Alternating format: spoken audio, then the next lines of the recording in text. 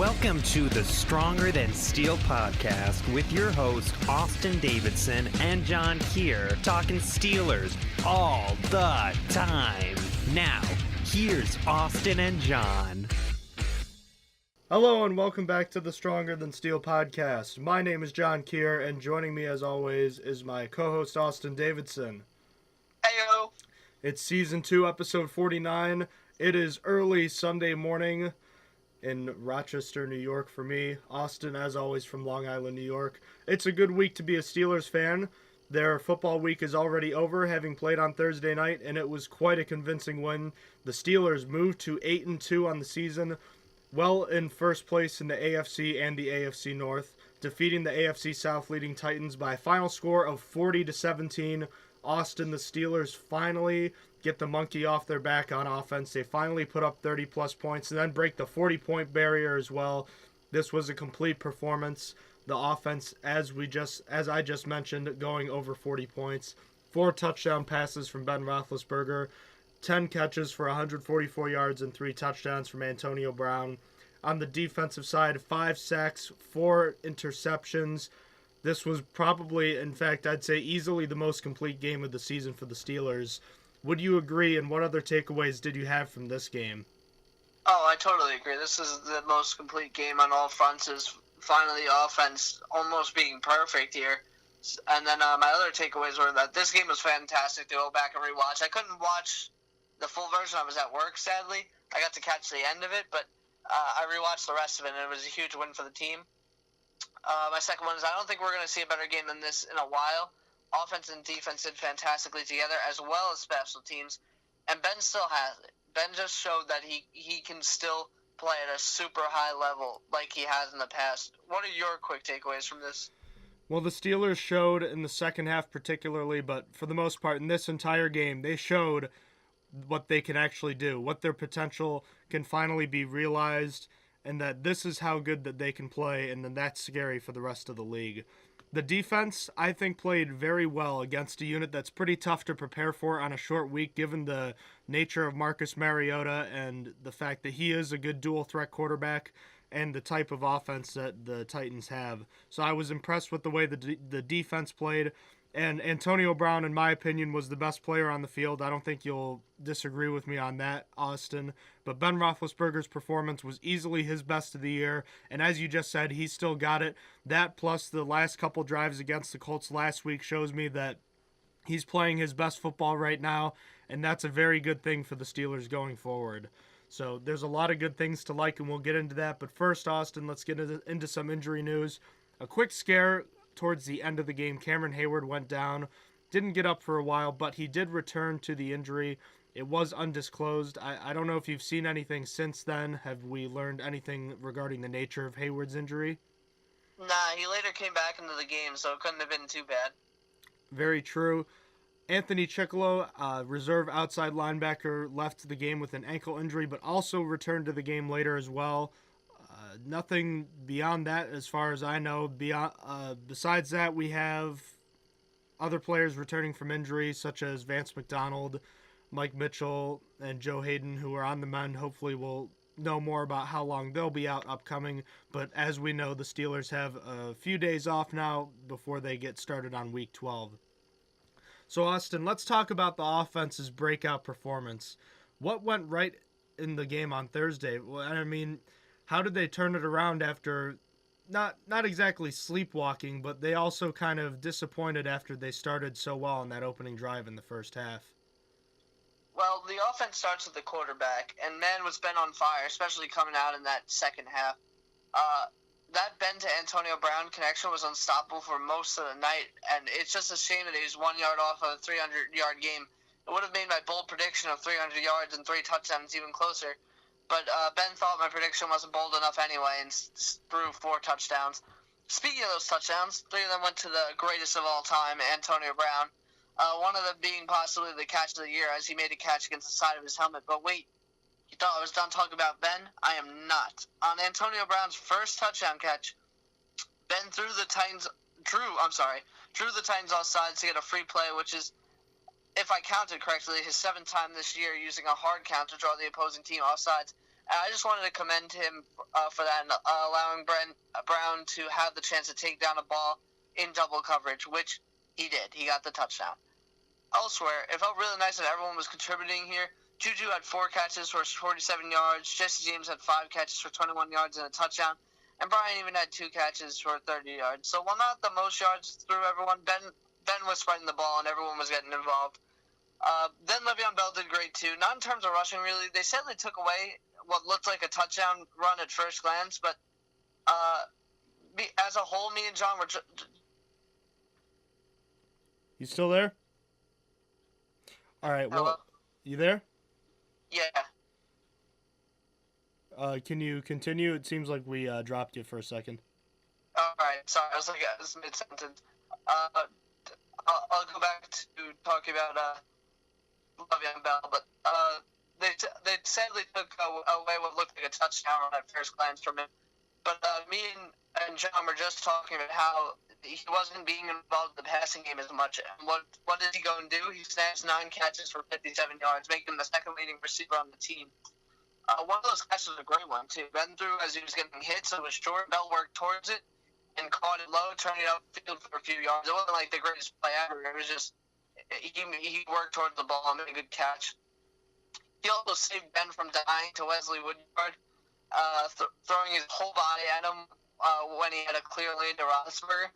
But that's about it for the good stuff, so let's move on to the bad, in my opinion. I gotta talk about the whole offensive line as a whole. They were really that play down to your opponent. They were in that play down to your opponent mindset that I sort of expected from the whole team coming into this. Titans had one of the weakest pass rushers coming into this game, and they still had 3 sacks, 5 quarterback hits in total. And they weren't opening up lanes for Bell. So as a whole, I thought they did poor as a unit. There was also a lot of pressure on Ben, I felt like, especially from a weak pass rushing unit. 3 sacks and 5 quarterback hits isn't really that much. There's just the amount of pressure coming on to him all the time. But next man up on the chopping block is Martavis Bryant. He cannot make a contested catch if his life depended on it. He dropped what maybe wasn't an easy pass, but it wasn't the hardest one either in traffic. And he also dropped a short pass with no one close to him, and these things just left a sour taste in my mouth. Then finally, Antonio Brown fumbled. I just wanted to recognize that he's not perfect and did make a mistake in this game. Luckily, the guy I just talked about being bad recovered it. So that's what I saw from the offense. Do you have anything to add? Oh, of course I do. Well, as I mentioned, this was the most complete game of the year for the offense, and obviously it starts with Ben Roethlisberger. There were a lot of different things that we saw in this game that had been different from most of the other games this season. And I think the biggest thing that we saw, maybe that was more encouraging than anything else, wasn't just the fact that he was spreading it around to other receivers, but he was throwing the ball, and I wonder if this is kind of how you thought too, Austin. He was throwing it with authority. He was throwing it like he meant it, kind of, you know?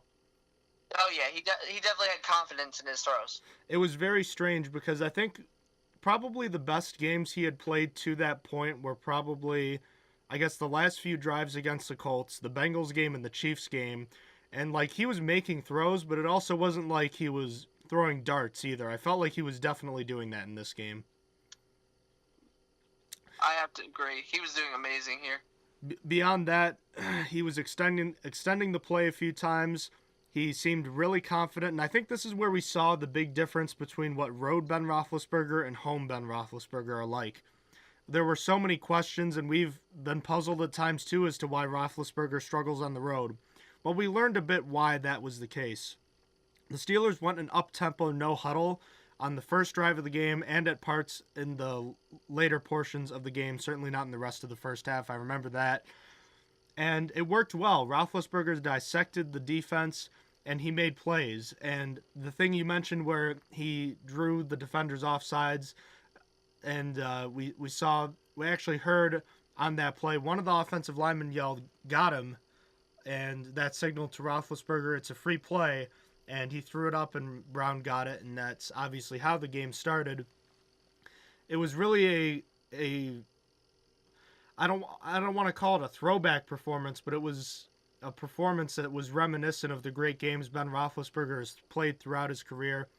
And that kind of a veteran ability to draw teams off sides is, first of all, something that's it's difficult to do, and something that he didn't really do much of as a younger player, and something that he's turned into quite a weapon. Not as good as Aaron Rodgers, but then again, no one else is as good as him when it comes to that. But he's become pretty darn good at it himself, and he deserves to be commended for that. Beyond that, it's difficult to do that on the road, plus going no huddle on the road as often as the Steelers would like to at home. So that's probably why we don't see that, and that's why Roethlisberger struggles a lot more on the road, or at least part of why. So at the very least now we understand a little more why certain things are done at home and certain things are done on the road. Outside of that, what do you think of the play call and the execution, rather, of, or I guess both, of that third touchdown pass to Jesse James, where he kind of did a button hook block and then just kind of like took a few steps back into the end zone? I think it might have been the best executed play fake of Ben Roethlisberger's career. I think he faked out everybody, besides the ushers. We don't commend Jesse James that often because he's often not doing that great.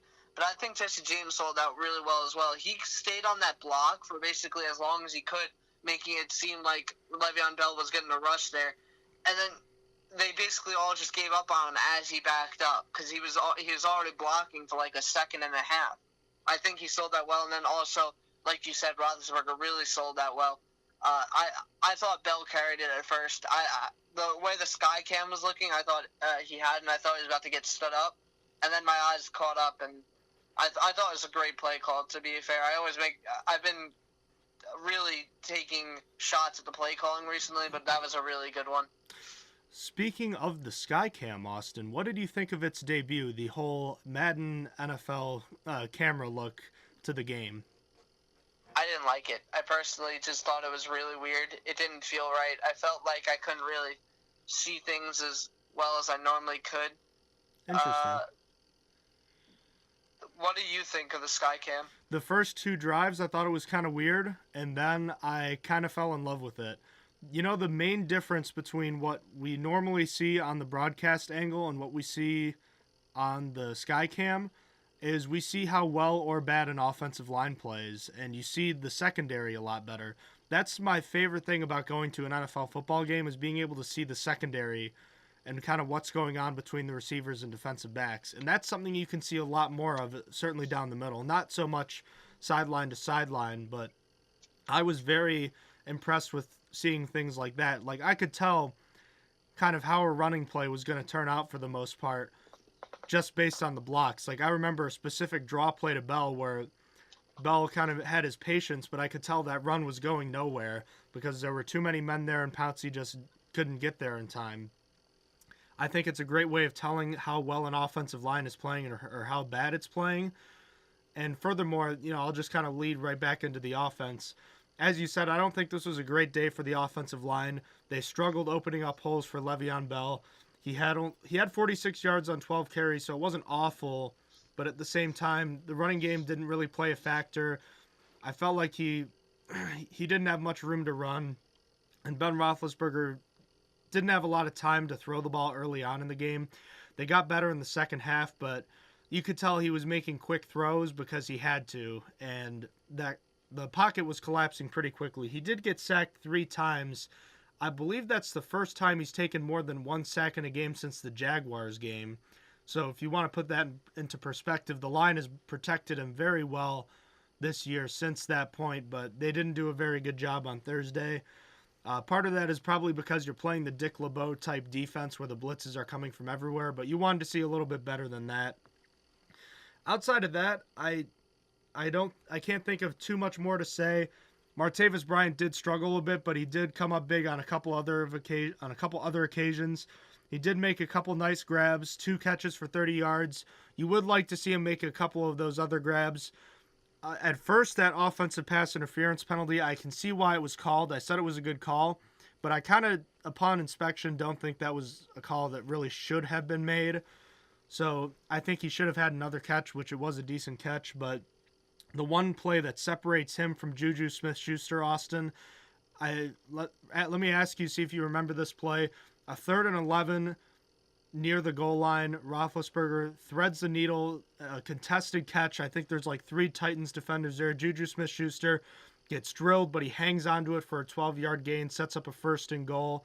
And I like the potential and ability that Martavis Bryant has. He's more raw and skilled, but that kind of a play by a 20-year-old is unbelievable to me. And that's kind of what sets him apart from Martavis Bryant. I do remember that play, and that I thought he was going to drop that because there was 2 defenders coming at him hard, and there's a 3rd one lurking. So I was really, I guess, proud. Proud that Juju Smith-Schuster was able to hold on to that. He's really developing into a really great receiver, and I thought that was a great catch from him. Yeah, I could only think of like 3 other Steelers that I like, as far as recent memory, that could have made that catch, somewhat consistently. They are Antonio Brown, Hines Ward, and Heath Miller, all of whom have over 500 plus receptions in their careers and were considered reliable weapons. So that bodes very well for him. Outside of that, obviously 40 points. It was a fantastic day for the offense. We'll see if they can continue this kind of explosiveness, but it was great to see. And certainly an encouraging sign from the end of last week and this week. The offense, maybe they won't put up 30 or 40 points a game the rest of the season, but I think the days of struggling to get to 20 points might be over now. I think we can expect 3 touchdowns at least from this offense on a regular basis. And that's we can have that discussion at another time, but obviously the best game of the season from the offense this year. On the other side of the ball, it was kind of, again, a tale of 2 halves. They started out pretty well. Then they gave up they gave up a big play on defense again at the start of the second half, which was concerning. They gave up a long drive. But the main point of attack for the Titans was the running game. And outside of, I think, 2 specific runs, I can't remember the Titans having any successful running plays that went more than like 4 yards. Oh, they were doing awful. The defense pretty much shut down the Titans' rush attack, only allowing Murray 10 yards on 8 rushes and Henry 32 yards on 7 rushes, with half of those yards coming on 1 rush, as you said. So in my mind, it was pretty much shut down. As for the rest of the Steelers' defense here, they did pretty great in terms of stat-wise. 4 picks, 5 sacks, and 9 quarterback hits. The defense went insane here with turnovers, and it was great seeing them take their family photo every time. Sean Davis's interception was probably my favorite because I thought it was the best, and he had a great return on it. But Cody Sensabaugh was pretty awesome too, especially coming against his former team. To be honest, Mike Hilton's was actually pretty lucky because Mariota literally threw it into Hilton's hands. If he didn't intercept that, I would have probably been mad. But moving right along, I forgot to mention Mariota's mobility. He is known for his rushing ability as a quarterback, and he only rushed 5 times for 5 yards. And 1 was for a touchdown, but we'll get back to that later. To wrap it up, Cameron Hayward continued to be great in this game, getting 2 sacks.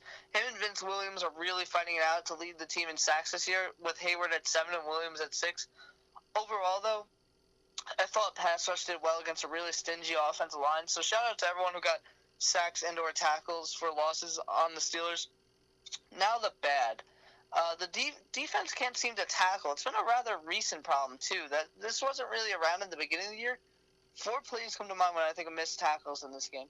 The first being Derrick Henry's 16-yard gain, where the entire team missed. I can't even blame that on one person. It was just bad on everyone's part. The second being on Mariota's touchdown run, where Artie Burns was in on a cornerback blitz and couldn't take Mariota down from behind. And then with like 3 Steelers sitting at the goal line, no one could tackle Mariota. Hilton made the best attempt there, but Sensabaugh and Golden both in to help and were right there. Next, on the first play coming out of the half, Robert Golden made an awful attempt at a tackle while Cody Sensabaugh was just bad. He didn't even try to make the tackle. He was facing the wrong way and basically got his ankles broken. Then finally, on a big play to Delaney Walker, it was a 42-yard gain. Sean Davis didn't hold on to Walker as he was trying to tackle him, and Walker just ran over him, and Golden missed another tackle. Luckily, Vince Williams grabbed him by the shoestring, otherwise it could have been really bad. Then moving on to other things this defense messed up with, they gave up 2 40-plus yards plays in back-to-back weeks, one going for a touchdown here, and those are never good to see. But honestly, that's about all the complaints I got that I have. Overall, the defense did do pretty solid with their 4 picks and 5 sacks.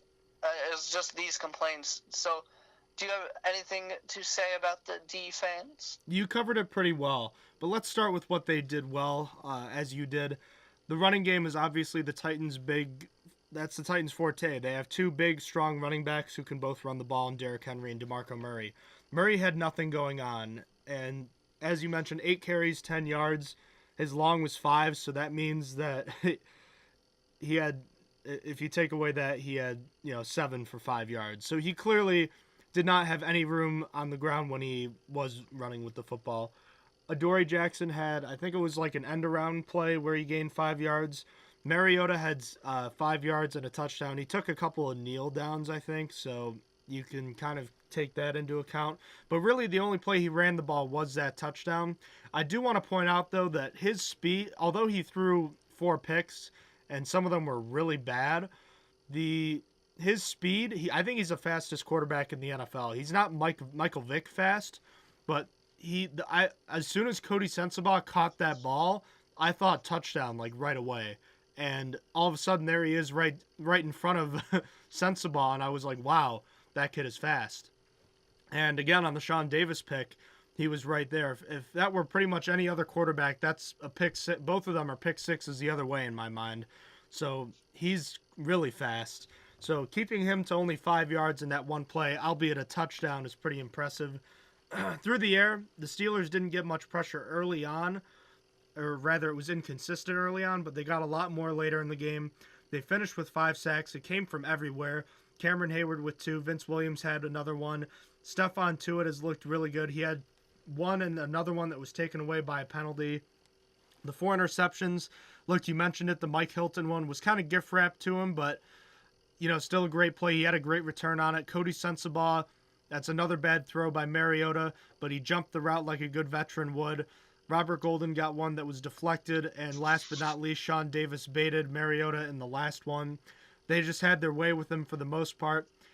There were times, obviously, the long pass play to, I believe it was, Richard Matthews, a couple of plays to Delanie Walker, and Artie Burns had a tough time in the first half. He was lucky that Delanie Walker dropped one of the easiest touchdown passes I've ever seen. I can't remember exactly what happened, but I remember specifically I kind of shook my head when the ball went into Walker's hands and I closed my eyes and I was like, oh, that's a touchdown. And then I opened my eyes and the ball's on the ground. I'm like, what happened? What did he do? And, it's just one of those rare instances where sometimes, you're human, you drop it. But the defense had a pretty good day. Just looking at the stat line, 10.5 tackles for a loss. There really was nowhere to go for the Titans' ground game. And then once the Steelers' offense kicked things into high gear, they forced the Titans to throw the ball. They're not a good team when they have to come from behind. And the Steelers' secondary won that battle all day long. And, giving up the big plays, that's something you want to see them cut down on. But given the fact that it was a short week, it was Cody Sensabaugh's first Steelers start, rather. I think they played pretty well. And those are things that can be corrected. So I think that those are definitely some encouraging signs about the performance. Again, not a complete performance, not perfect from either side, the offense or defense, but it's the best we've seen so far and the most complete we've seen so far, and they could play better too. As far as special teams go, Austin, this was a win as well. No matter how you want to chalk it up, the Steelers won this battle for sure. Easily. It was a really good outing from this unit as a whole. Boswell hit his first 50-yard field goal of the season before going into the half and was 4 for 4 on field goals for the day, as well as 4 for 4 on extra points for the day. Then T.J. Watt blocked a Ryan suck up field goal attempt, which would have tied the game at 10-10.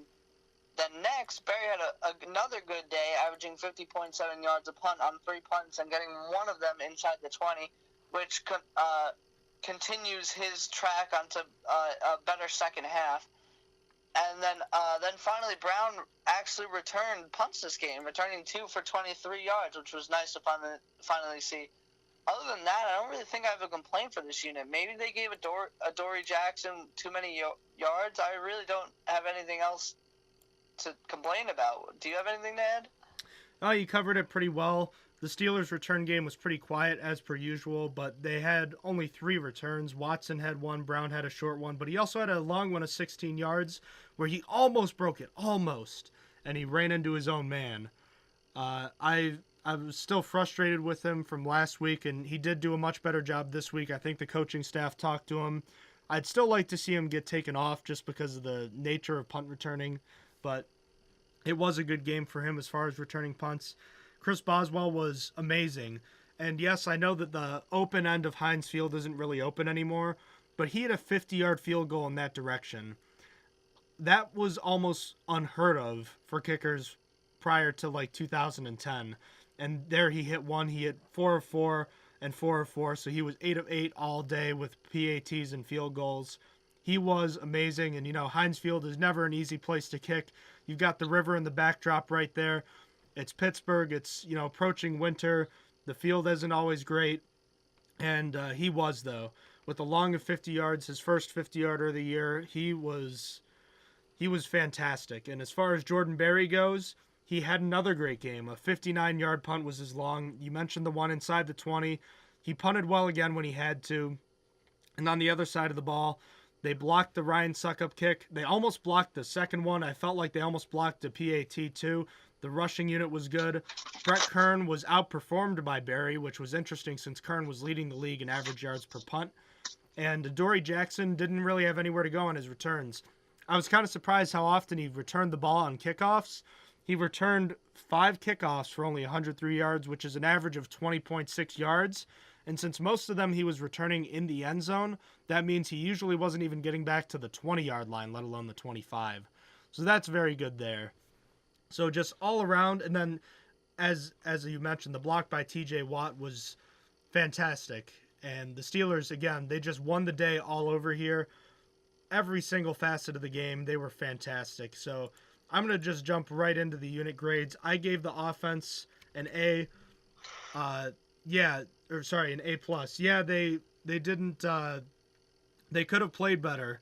But I think when you consider the way this unit has played all season and the fact that they've struggled so much, I think that giving them an A+ in this matter is okay because they cracked 30 points. They cracked 40 points. Going forward, this kind of performance will earn an A from me, but because of the way they've played all season, I figured an A+ was appropriate this time based on the way they'd played in the previous 9 games. What about you, Austin? What was your grade for the offense? I'm going to give them an A here because I think there is still more room to be even greater for this year. I'm saving that A+ for that one great game where I feel like this is going to be the game. Bell is going to be firing. Brown is going to be firing. Roethlisberger is going to be firing. The offensive line is going to be good. The offensive line is literally the only reason I docked the offense down in this game. So for me, it's an A, and it's really only because of the offensive line. So moving on to the defense, what did you give the defense? I gave the defense an A-. Look, it's the big plays and the missed tackles that really stick with me. That long run by Henry where I think there were like 8 missed tackles, something like that. I mean, yeah, they got him down. Yeah, they didn't give up much in the running game.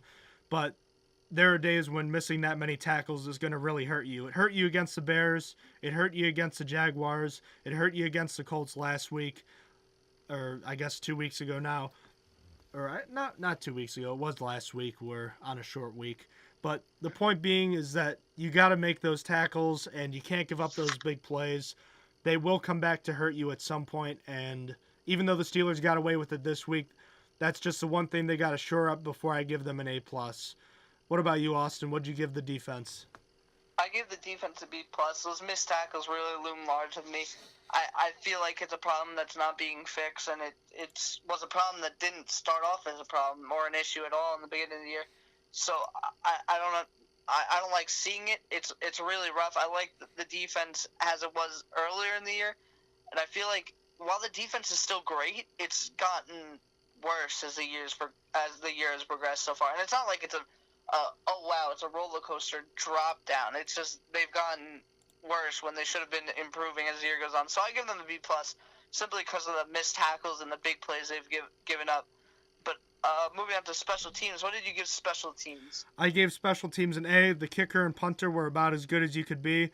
I want a little more from the kick return game, but I guess you're not going to get that. The punt return game finally gave us something, and they gave us a block too. Just a longer kick return would have given me the everything I needed to give it an A+.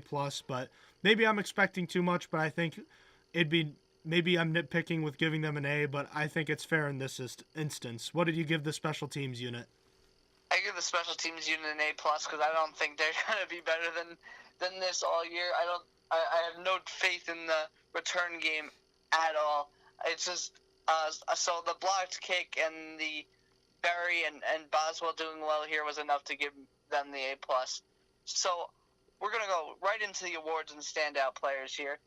Who did you award Big Stop of the Week? Well, for the Stronger Than Steel Big Stop of the Week award, there were several great options. I had the TJ Watt block on the field goal. I had the Cody Sensabaugh interception, but I'm actually going to go with kind of an outside option here. Cameron Hayward. So the score is 23-14. The Steelers had just scored a touchdown in response to the Titans' opening play touchdown of the second half. The Titans went right down the field and were in position to score another touchdown and make it a 23-21 game, make it a really close game at that point. So this situation, it's a 3rd and 4 from the Steelers' 11-yard line, and Mariota is dropping back, and Cameron Hayward makes this sack may have been my favorite from his entire season so far. What Hayward does is he kind of starts moving to the inside. He's the outside rusher on the left side of the offensive line. He starts rushing inside to kind of bait Mariota here. Mariota sees that he's coming inside. He immediately tries darting outside, and he's quick, so he's got to do this fast. Hayward immediately jumps back to the outside and seals off the edge, and Mariota's got nowhere to go. Stephon Tuitt is closing in from the right side. He tries to run backwards, and he can't escape the big man Cameron Hayward, who will not be denied. He brings him down for the sack on 3rd down, a 15-yard loss. And yes, the field goal by Suckup was made to make it a 23-17 game. But I think at that point, the Steelers went on and scored another touchdown on their following drive. Had the Steelers given up a touchdown on that drive, I'm not saying that they wouldn't have scored a touchdown again, but maybe that game plays out differently if Hayward doesn't make that play. So for that reason, Cameron Hayward earns this week's Big Stop of the Week award. On the flip side, who is the Stronger Than Steel Player of the Week, Austin? For his 10 catches for 144 yards and 3 touchdowns, it could have been no one other than Antonio Brown, who's just adding to his Hall of Fame career. I'll go straight into the play of the game here because it obviously connects. Antonio Brown's helmet catch was the play of the game. It was incredible. Right in the back right corner of the end zone, he draws it in with one hand to his helmet, then brings it into his chest. So Antonio Brown, congratulations on winning Stronger Than Steel Player of the Week, and then the Stronger Than Steel Play of the Game. Moving on, we're going to go into who stood out and impressed here. We'll start out with who impressed you in this game. Well, starting on the offense, it's pretty simple. It was the quarterback, Ben Roethlisberger. He had been, at best, an average to slightly above average quarterback this year. And this was a game we finally saw him at his best. Threw 15 incompletions, and 12 of them were in the first half. So that means he only threw 3 incompletions in the second half. The Steelers, well ahead in this game at times, kept throwing the ball. They knew they wouldn't be able to run the ball with much success against Dick LeBeau. And Ben Roethlisberger kept getting the ball, and he kept delivering all night. 299 yards, 4 touchdowns. And by the way, when you mentioned that he didn't get the 300 yards, I think it was his last throw. It was a dump off, kind of a screen pass to Bell on a 3rd and 2 where he only got 1 yard. And I was mad about that because I knew if he just got that 1 extra yard and would have gotten a first down, it would have been the even 300. So you can be mad at Bell for not getting that 1 yard. But it's Bell's fault. But beyond that, it was definitely his best game of the year. A 115 quarterback rating, a 71.6 QBR, all around the board, this was amazing. No picks. Obviously, it doesn't make up for the Jaguars game if it's a zero touchdown, 5-pick game, but this nearly equalizes it out here. So this was a definitely huge game for him. And if he can do this again next week or something like this next week, I gotta be honest. I think that Ben Roethlisberger's long-awaited sort of return to his natural ability will be back, and that's something that bodes very well for this team going forward. On the other side, I was very impressed with Vince Williams. And Austin, I've been impressed with him all season. Ever since Lawrence Timmons left in the offseason, the Steelers were trying to replace Williams, trying to replace Vince Williams. Free agents, looking at guys in the draft, Dante Hightower. And then all of a sudden the Steelers said, you know what? We'll stick with this guy.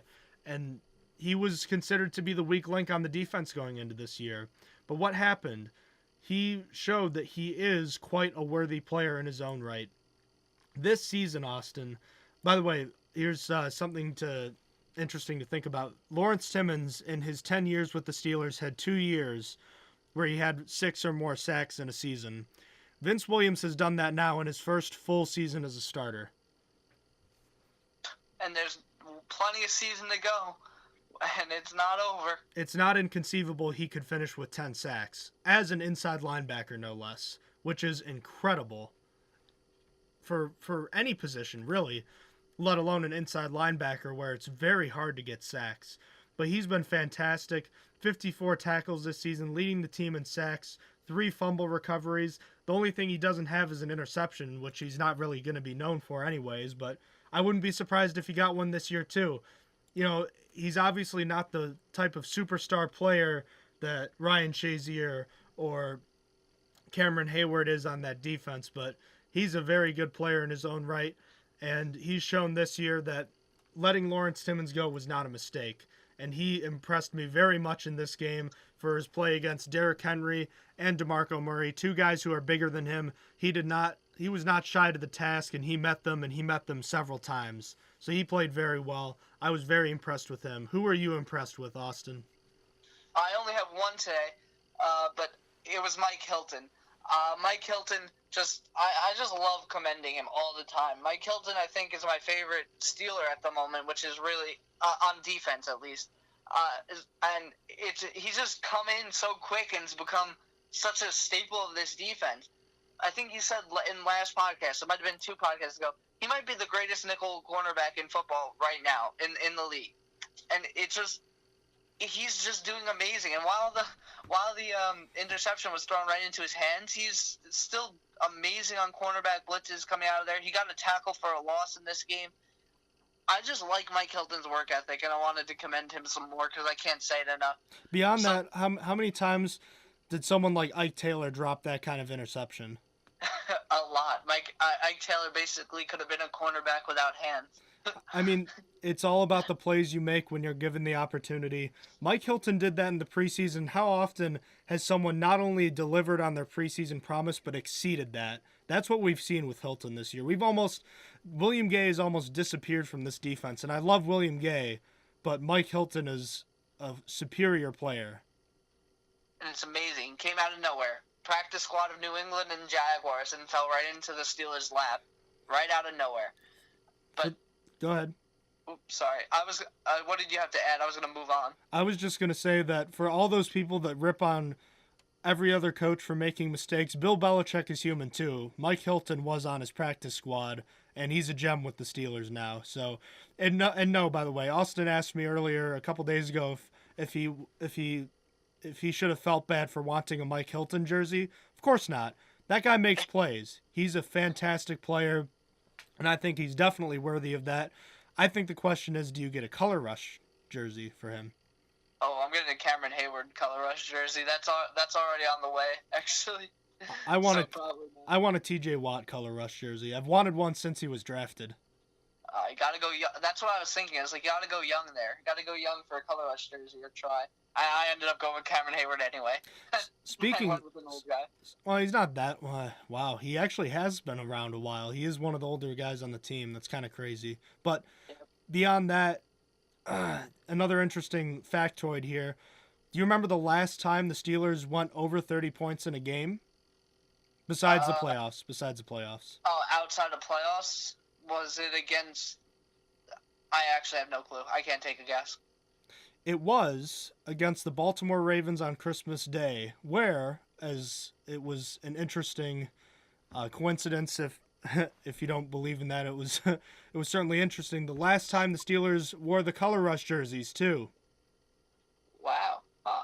So maybe the color rush are lucky. They should wear them all the time, if that's the case. I mean, I think they look pretty good. I love the Steelers uniforms, of course, but I think the Steelers have the best color rush jersey. Maybe I'm biased, but I also think a lot of them look kind of dumb. A lot of them are just white. Yeah, I think it's not a color rush if you're lacking color. White is the absence of color. Isn't that black? Oh, I'm an idiot. Yeah, yeah. I tried being smart. Oh God, that really backfired. If anything, the Steelers' color rush is completely devoid of color. That backfired. Oh no. Well, beyond that, the point is that if it's color rush, it should be a color rush of a jersey color that you have, not white. If you're going to have color rush like that, why not have two color rush jerseys where you have a color rush home and a color rush away? That's what I'd say about that. I like the Titans color rush too. I think that's pretty cool. I think when the color rush was first released, I think the Titans was one of my favorites. I like their blue. I like the blue color that they have. Yeah, I love Pittsburgh's. I like Tennessee's. I like Buffalo's. I think the Jets have a decent color. There's a couple others. Some of them are really disappointing, like Cincinnati or Jacksonville's, but that's a discussion for another time. Who disappointed you on the Steelers this week? For me, it was Martavis Bryant was the first one. Really already said why, but his drops were so bad that he got the Eric Ebron treatment and started hearing it from the crowd. He has the physical gifts to be great. He just needs to reel in these easy balls. I mean, one of them wasn't so easy. It was a contested catch, so a contested catch is always going to be hard. But one of them was a short pass with no one next to him, and one only went for maybe 4 yards, but still, he's got to catch that. And then my second was Robert Gould, and I think Golden was involved on almost every missed tackle there was. I went back to watch every single highlight, and I felt like, oh, there's Robert Golden standing there. And I'm used to calling out Mitchell for the missed tackles, but not this bad ever. And I think this team needs Mitchell more than the fans think after seeing this game. And that to me included, because I think after last game, I was talking about how the defense performed better without Mitchell there. I think going back and seeing this, I think it was purely coincidence, and that everyone else stepped up. Because Robert Golden did not play good in this game. So who disappointed for you? I'm going to cheat a little bit here, Austin. I'm going to say the entire offensive line disappointed me. Sorry. You already mentioned it a little bit, but they were not very good in run blocking this week.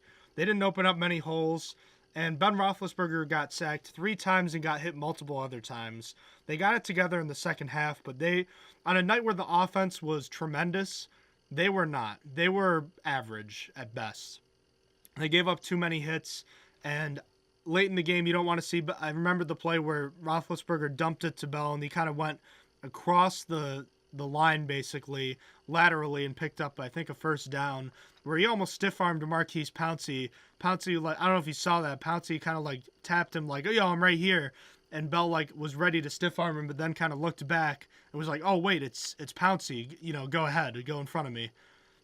I didn't actually see that play. I wish I did, but damn. Well, I'm pretty sure the Steelers were ahead 37-17 at this point. So the game was in hand, and they were inside the red zone, and Roethlisberger took a hard hit, and that's kind of where it's like, he doesn't really need to be taking that kind of hit right now. So some of that's on Ben for holding it too long, but at the same point, the line had to protect him better, and they didn't do a great job of that. But again, short week against a tough blitzing defensive unit against Dick LeBeau. I almost called him Dick Butler. You'll take it this time, but you want to see them play a little better. On the defensive side, I was pretty disappointed in Bud Dupree, Austin. Again, it's just the inconsistency with him that I don't understand. You could say the same with TJ Watt this week on defense because they both only had 2 tackles, but Bud Dupree didn't really do anything for me this week. He had 1 solo tackle. want to see a little more from him. That's all I got to say. Sorry. I guess that's pretty much it as far as the game. Is there anything else you wanted to say before we kind of move on? Yeah, I just wanted to add that the refs did make a bad call on the Antonio Brown fumble. That was supposed to be 10 yards back, and I just wanted to make sure that I admitted that so everyone knew that we aren't just homers here. That should have definitely been back 12 yards. In the grand scheme of the game, probably wouldn't have made a difference. It could have cost the Steelers 3 points. But the refs, if you guys don't understand what happened, I was learning as I was being told. Within the 2-minute warning before the closing of the first half, a runner who fumbles has to recover their own fumble to gain any yards on it. If another person recovers it, which Martavis Bryant recovered the Antonio Brown fumble, it's supposed to go back to wherever the runner or the receiver fumbled it. And the refs messed that up, and the ball ended up, I think, 10 yards forward, which put us into the 50-yard field goal range that Boswell hit. So I just wanted to clear that up, that we obviously saw that was a little messed up there. Yeah, the officials definitely did not execute that properly, but also heads up to Ben Roethlisberger for spiking the ball quickly because I think he knew that. I think so too, and because they all ran up. Yeah, so when he spiked it, he kind of he eliminated the referees the officials any chance of redoing that, because then if they were to do that, it would be, well, you can't change a play that wasn't the most recent play. So he kind of put them in a bind, but Steelers got lucky there. They got the field goal. Don't know if they would have gotten it otherwise, but it's the way the game goes sometimes. Beyond that, the rest of the Steelers' schedule, it's looking pretty nice for them. 4 home games, 2 road games. Next week, the Steelers are on Sunday Night Football hosting the Green Bay Packers minus Aaron Rodgers. That could be a blowout, Austin. The Packers are bad, and they should feel bad. The following week at Cincinnati, Monday Night Football, the Steelers always win there. Then the last quarter of the season, Steelers home back-to-back weeks against the Ravens and Patriots, probably the 2 toughest games remaining. The Ravens game, I feel pretty confident in saying that would be a win. The Patriots, we can talk more about that another time. At Houston on Christmas Day, on the road against a team that's now bad will be tough, but it's Tom Savage, so I'd feel good about that. And then the wrap-up game against Cleveland, it might not matter at that point, so it's looking good for the Steelers, who are already 8-2, and another non-losing season for the Steelers. They haven't had a losing season since Bill Cowher was the coach in 2003. Mike Tomlin, never a losing season. That's why he's a great coach, and that's a great example why. So beyond that, Austin, we got some NFL news to get to. First and foremost, Seahawks safety Cam Chancellor is expected to be moved to IR with, I don't know what type of injury it is, but it would mean him and Richard Sherman going to the injured reserve and ending their seasons 2 weeks in a row, meaning that the Seahawks have lost 2 members of the quote-unquote Legion of Boom. What does this mean for the Seahawks going forward? They're in trouble. It's a neck injury, by the way. I don't know exactly what he did to his neck, but it's a neck injury. It's just, they're not looking good. All 3 of the members of Legion of Boom are hurt in some form, because even Earl Thomas didn't play last week.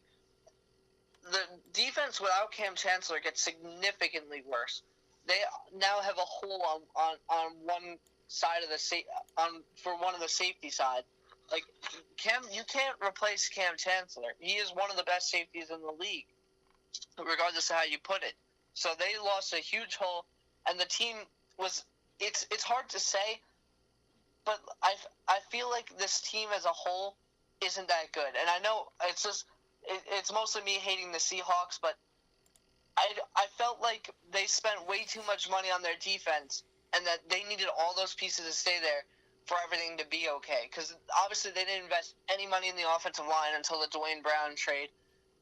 And now that they lost a piece of their defense, I feel like it almost shakes everything up, because it's like they put the money there, and now their offense is suffering without an offensive line besides Dwayne Brown. And I honestly, I meant to go back and check. I don't even know if he played last game. He had an injury in the game before, and I couldn't. I wanted to go back and check to see what happened, but I think it's a big loss for the Seahawks just to wrap it up. What do you think of this? Yeah, it's a very tough loss for the Seahawks. Can't tell. It looks like he's a game-time decision, Dwayne Brown, so my guess would be that he didn't play last week. As far as the rest of the Seahawks go, look, that team was led by its defense, and they got great play from their quarterback and were able to survive with a horrible offensive line and non-existent running game. Now, that defense is still a good defense, but it's clearly no longer elite without two of their best players. That is a huge dent for the Seahawks, meaning that the Rams should be the division favorites now for sure. So that means the Seahawks are likely looking at a wild card in a tough NFC. So it's going to be pretty tough for them. I think they can do it because of Russell Wilson, but if they were Super Bowl contenders, they definitely are not now.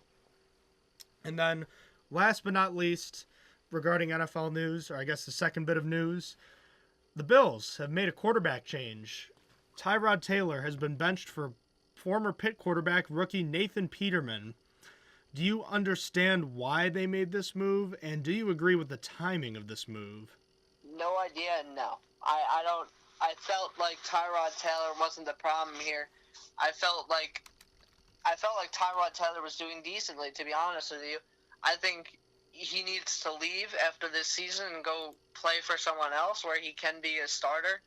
And I don't know how they expect Peterman to do better. Like, this is not a team that is 1-8 right now. This is a team, or 1-9. This is a team that is, if the season ended right now, they're in the playoffs. And yeah, Tyrod Taylor isn't amazing, but it's just, why would you even change it when he's doing okay enough to be leading the team to be at the record they are now, to be in the playoffs as of now? I just thought it was stupid, and I think they're putting a lot of trust in a rookie where he could just turn out bad and could drop them out of the playoffs. I felt like Tyrod Taylor was doing enough to keep them in. I mean, hey, maybe they gamble and this pays off. Maybe Nathan Peterman is the greatest quarterback since Tom Brady. I don't know, but in my mind, it's not a good move at the moment. What do you think? Well, let me start by saying I understand why the Bills are doing this. Let me follow that up by saying I disagree with the timing of it and the actual decision to do it. Look, the Bills' offense has been pretty stagnant for the last 2 weeks in losses to the Jets and Saints, and they needed a change. Taylor was not the problem with this offense. They had no running game, he had no protection, but he also wasn't throwing the ball well, which, again, wasn't necessarily his fault. But maybe this is a way of trying to reach the team and say, hey, I'm losing a grip on things here, but let's refocus. Let's get the job done. We got a game in LA this week. Let's see if we can rally around the new quarterback. But I got to be honest, I love Nathan Peterman. I love my former Pitt quarterbacks. I don't think he's that great. I think he's a solid backup. I think that's what he projects as an NFL player. I don't think he's anything special, and I think that the Bills are going to probably pay dearly for making this decision. And it's one thing if in the years past where the Bills haven't been very good. This is one of the few times where the Bills are off to a good start. They're 5-4, which isn't great, but they were 5-2, and they have lost a couple. But, I mean, the rest of the way, it's still conceivable they make the playoffs. They're in the playoffs now. Making a quarterback change at this point, it's kind of a double-edged sword. You either, or I guess kind of a high risk, high reward. There's a chance it pays off. Maybe Peterman is great and you guys go back to the playoffs, but it's much more likely that Peterman isn't going to be as good on the road in his first NFL start. That could make you 5-5, and then where do you go from there? You're in Kansas City. Good luck going back to Tyrod Taylor at that point, or going with Peterman again. I just think that there's too much room for trouble here, and I think this is going to put the Bills' season in the tank. I think it's over for them. So, yeah, it wasn't a good outlook either way, but I think this is definitely the end of the season for the Bills. But is there any other NFL news to get to before we move on? As far as I can remember, no. All right. It's time for our weekly pick'em segment. We didn't do it earlier in the week. and we're going to do it now right before the games. So, Austin, let's start with the 1 o'clock games. Detroit Lions at the Chicago Bears, NFC North matchup. Detroit is a 3-point favorite on the road. Who do you got? Yeah, Lions cover. I predicted last year that the Bears would blow the game to the Packers, and they did. And the exact reason was because they're still the Bears, and the Lions are going to cover here. They're still the Bears. What do you think? The Lions have too good of an offense, too good of a quarterback. In that matchup, Stafford versus Trubisky, that's an easy one to take. The Lions are going to win by at least a touchdown, probably more. Jacksonville Jaguars heading to Cleveland to take on the Browns. Jacksonville's getting 7.5 on the road.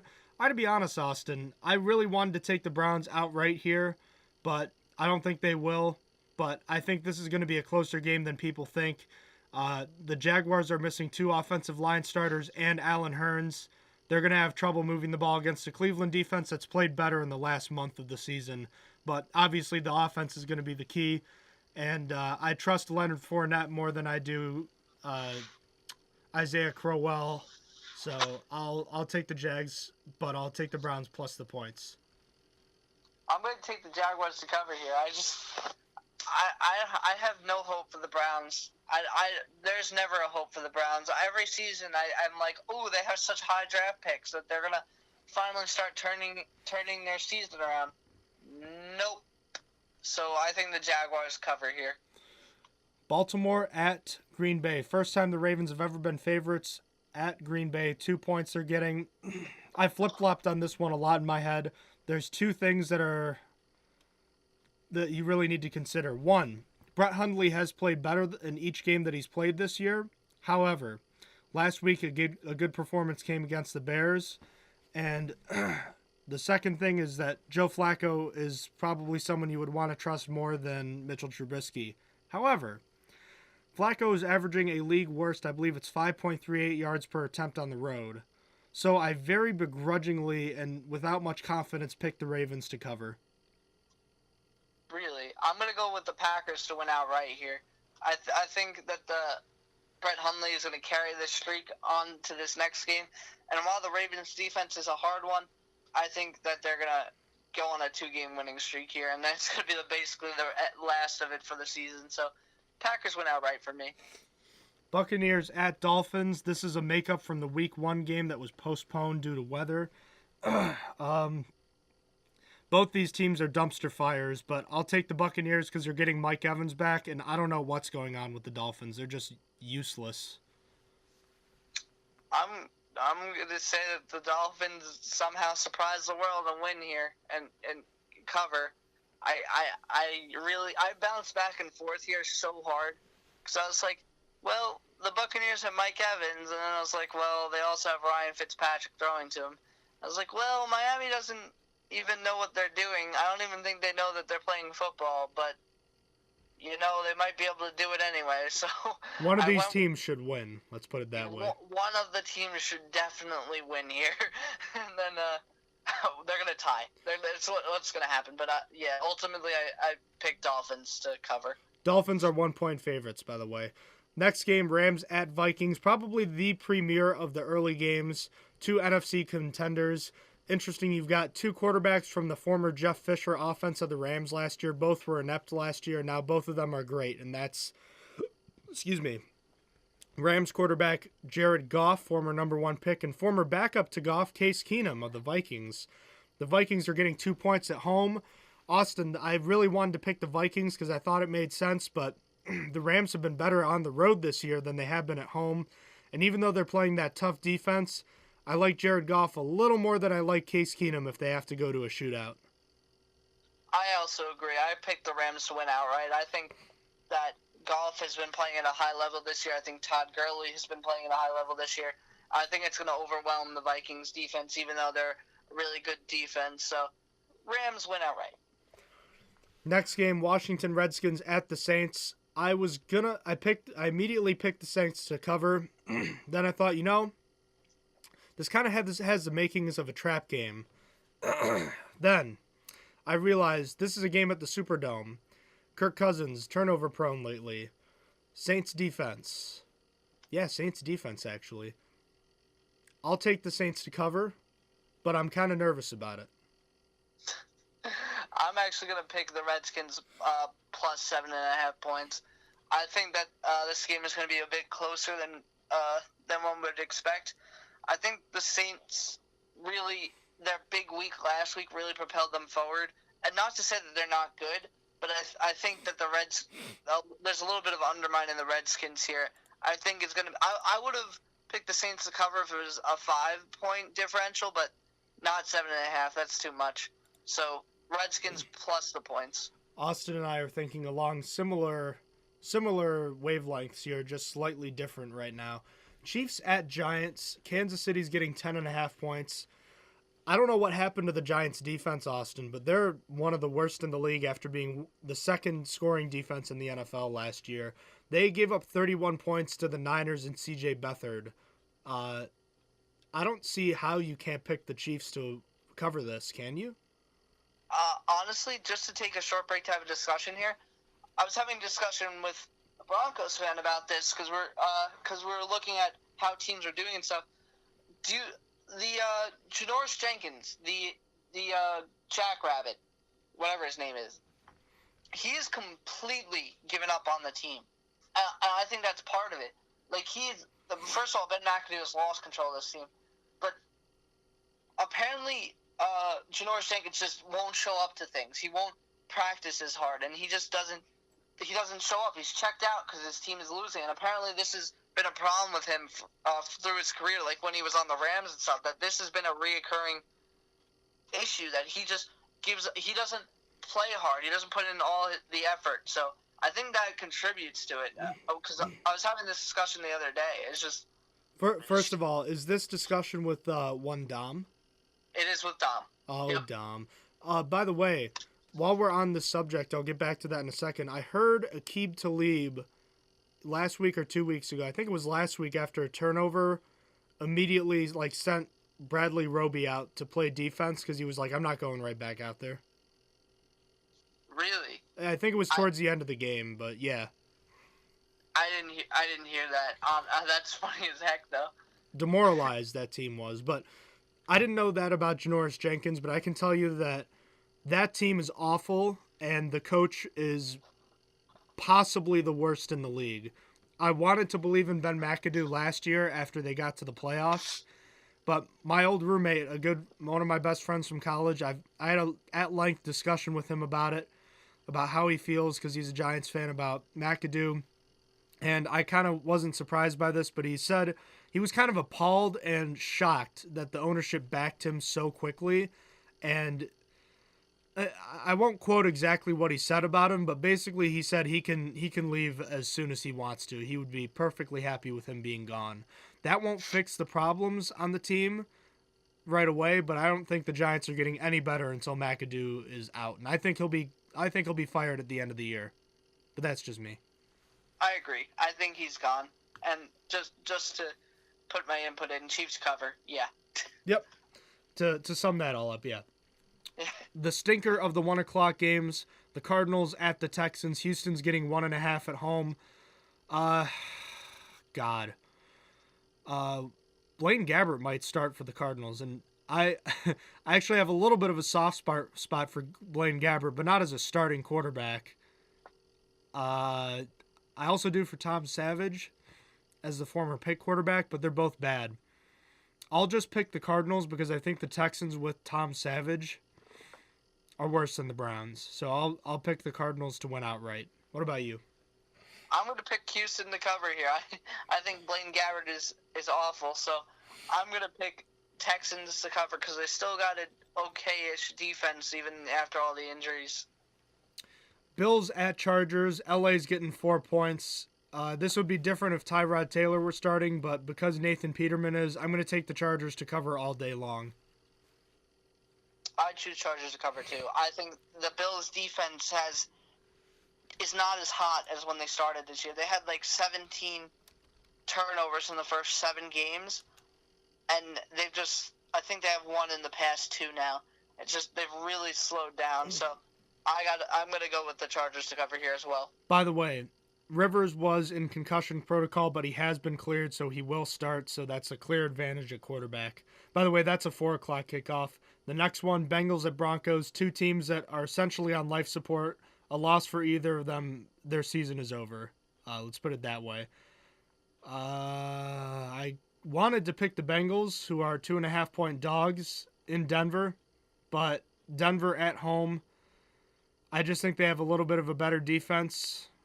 And yeah, that's pretty much it. I'll take the Broncos to cover, but it's going to be close, but the Bengals are over. Their season's over with. And I think Marvin Lewis, maybe, just maybe, his time is up as well. They've lost two star players, if you will, in ejections the last 2 weeks as well. So that doesn't bode well for them. No. I'm also going to take the Broncos to cover. The Broncos defense hasn't looked like the Broncos defense of old in the past 2 games. They played the two of the top offenses the past 2 games and just got destroyed. I'm starting to think that their defense isn't as good as it was. I think it's starting to finally come down. But I think they're still good enough to shut down the Bengals pretty hard. So I got the Broncos covering in this game. Sorry.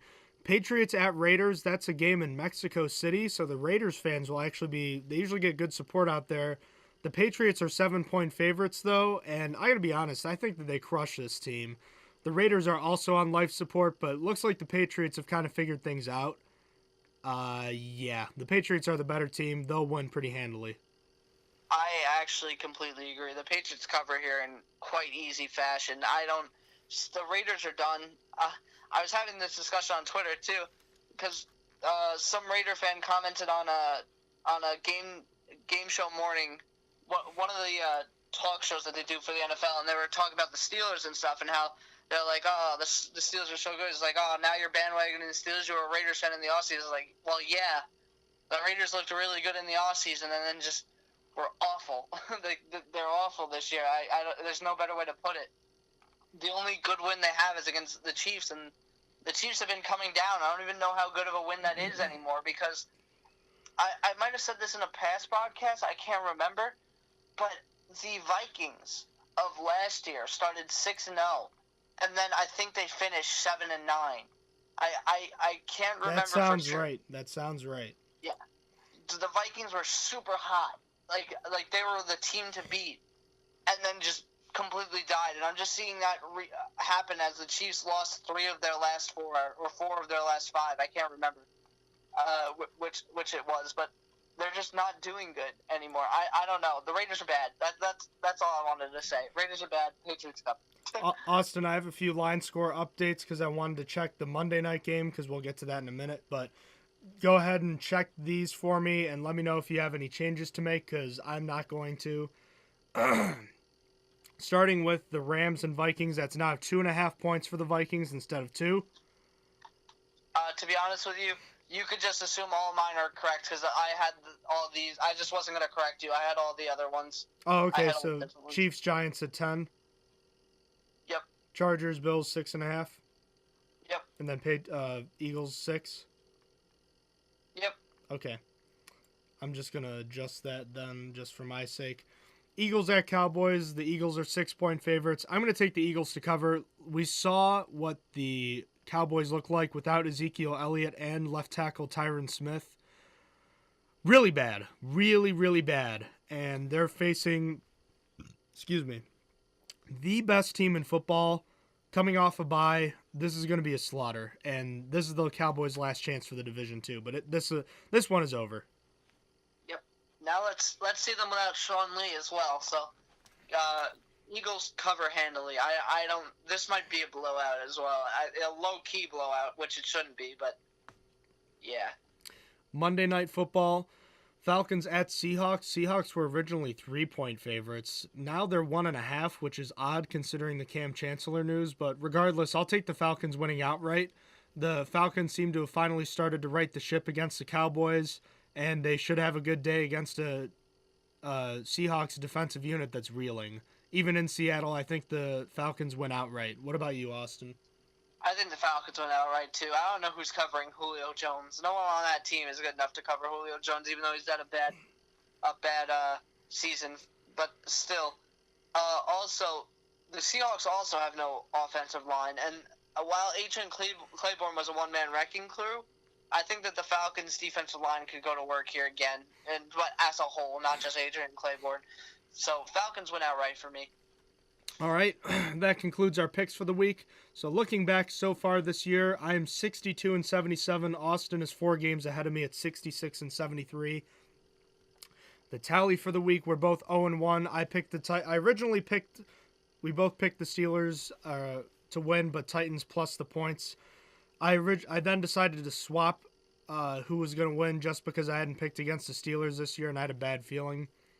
So Austin and I were both incorrect this week, dropping us one extra loss this week. So we're just going to move on and do the Thanksgiving Day game overall scores. There aren't line scores as of yet based on what we last saw. So we'll start with the early game, the 1 o'clock Vikings at Lions. I'm taking the Vikings to win a close one, 27-20 in a good NFC North matchup. What about you? I'm picking the Vikings to win 30-16. I like Stephon Diggs and Adam Thielen in this game, so I have Vikings winning 30-16. 4 o'clock game, LA Chargers at the Cowboys. I imagine, is Tyron Smith going to be out at that point, do you think? My guess is no, but I guess we'll have to see. We'll if we deem it necessary, we'll change our picks on Twitter and or Facebook. So. All right, we will keep you posted. I'll take the Cowboys winning 28-14. They've done well on Thanksgiving recently, and I think this is a game they win pretty handily. What about you? I'm going to go 24-17. Still pretty close game like you have it, just a little bit less points from the Cowboys. So, yeah, 24-17. Last game, Giants at Redskins. As bad as the Giants' defense has been in the last few weeks, I think they managed to keep the Skins under 30 points, but that doesn't save much for their offense, who only scored 10. I have the Redskins winning 24-10. Yeah, I think I have the Redskins winning 26-3 here. I've heard that the Giants might be without Sterling Shepard for one or two games here. I know he's not playing tomorrow, as far as I heard, but if he's not playing, it might get even worse here. But 26-3 Skins. Alrighty, Austin, do you have anything else you wanted to add before we wrap things up for tonight? Nope. Alrighty, we'll be back next week. The Steelers have a long break after their convincing win over the Titans. What a nice win it was. They will play the Packers on Sunday Night Football next week. That looks like it's not going to get flexed out, so be prepared for another late night. We will have another late podcast most likely. And Austin, thank you for joining me on this long, but right in advance of kickoff. The Steelers almost like they're on another bye week, I guess. Hopefully they'll be a little less rusty than they were against the Colts next week. You all set, Austin? Yep. Alrighty. Ladies and gentlemen, if you have any questions for us or about the show, email us at strongerthansteelpodcast@gmail.com. Check us out on our various social media platforms. We're on Instagram at @stronger_steel_NFL. On Twitter at @stronger_steel, at stronger under... Oh my God. I'm sorry. At Stronger Than Steel Podcast on Facebook. Check us out on SoundCloud and YouTube under the name Stronger Than Steel Podcast. Visit our website, Stronger Than Steel Podcast. Sorry, it's early. It's about 2 in the morning on Sunday morning, so we're both struggling right now. StrongerThanSteelNFL.blogspot.com is our website. And last but not least, Austin, we have a giveaway going on, as it has been the case. How many days are left in that giveaway? I believe it is till December 2nd, so not very long. I can't do math in my head, but it's just over like 11 days here. So wrapping up quickly, the Ben Roethlisberger Funko Pop is the giveaway. All you got to do is visit one of the previous social media or websites I mentioned. We'll have information there. If you want to ask us, you can just email us. Feel free to check that out. We got one of our favorite listeners, Steel74 on YouTube, said he even made a Twitter account for it. So you never know. There's several things you can do, and feel free to check it out. So it's just something we wanted to do for fun as a way to thank the listeners for 1 year going with us. So we really appreciate what you've done for us so far. In Austin, it's a late night, early morning. I'm ready to go to bed. So have a good night, everybody. Have a good night. You have been listening to Stronger Than Steel podcast. Thank you for joining us today, and don't forget to check out our website listed in the description below.